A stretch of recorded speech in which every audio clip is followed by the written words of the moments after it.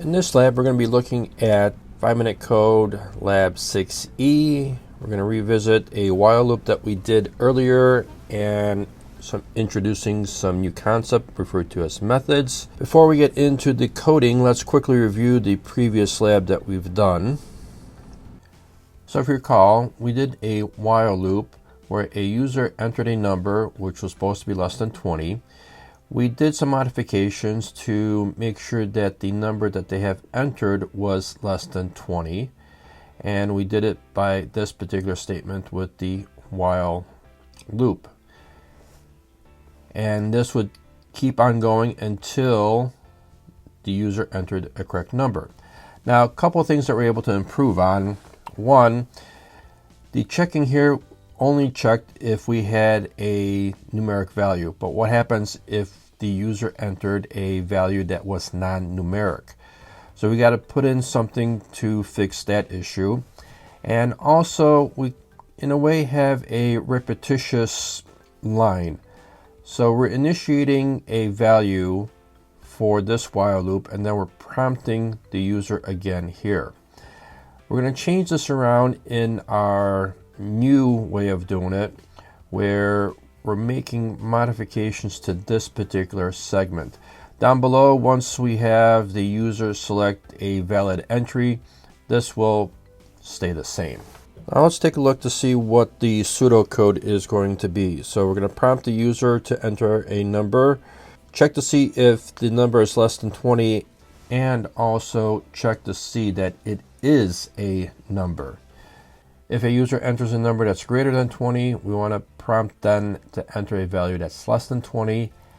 And if the user enters a non-numeric number, we're going to add a output statement that says invalid entry, enter a number that's going to be less than 20.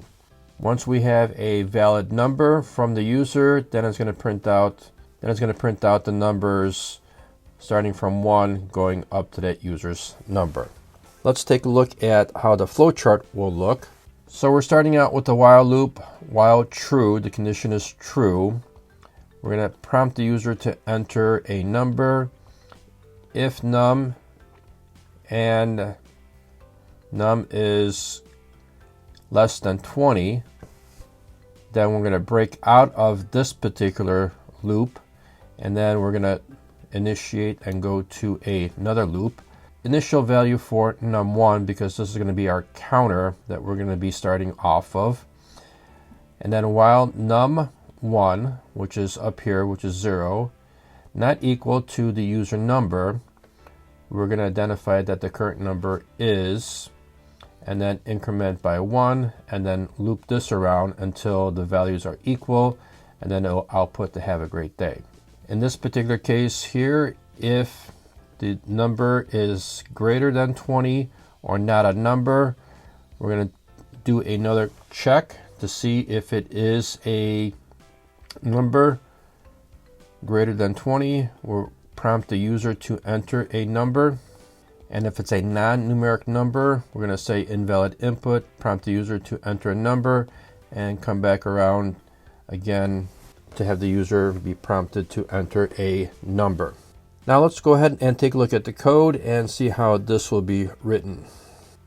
So once again, we have our problem that we're going to utilize the code from the previous lab of lab 5C with the while loops, and we're going to do better evaluation methods. And for the first part, we'll start out with this statement, while true. Now, if you remember from earlier, we had a condition prior to it. Now we're starting out that the while loop is already in a true state. And then we'll prompt the user to enter a number. From there, we're going to go through and check the condition. So this will be an if statement. And now this is something unique that we're doing. If the user number, and here is one of the methods, is digit, to verify that it is a numeric number, and the user number is less than 20. So these two conditions must be met. Now you notice that in this particular case, I have my input but I did not identify or state that this is going to convert this variable into an integer. There's a reason why. You could try it, you're going to get an error, but we're going to do it this way, that we're identifying that this number is going to be a integer number. And we're verifying that this, obviously, when we do this method, it's going to be a string. Now, if this condition is true, that means then we're going to break out of this particular loop and continue on with the second one. If not, we're going to do another test to see if it's a digit, and if it's greater than 20, then we'll print out a statement that incorrect value, that your number is greater than 20. Try again.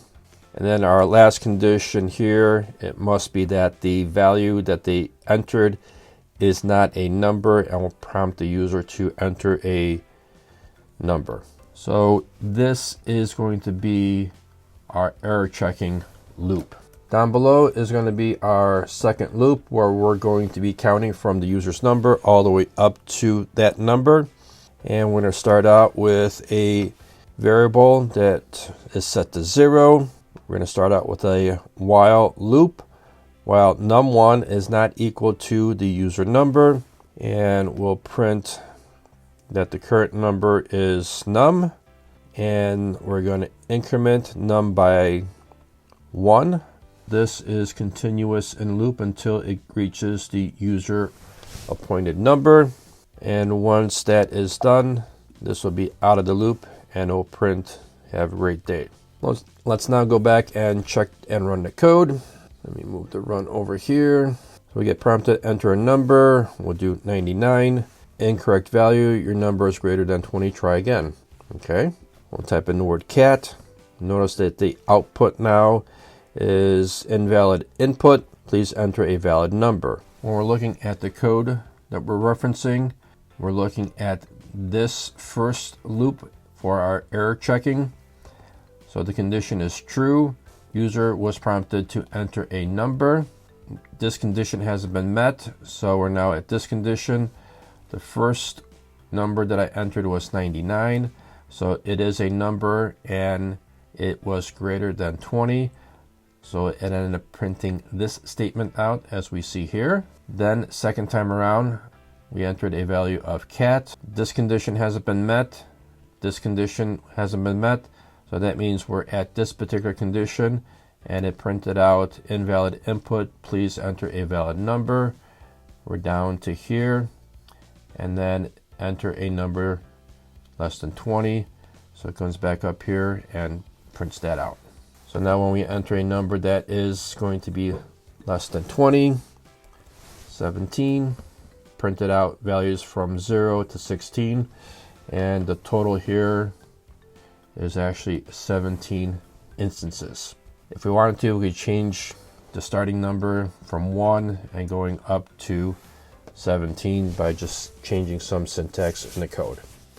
And that is it with this particular lab.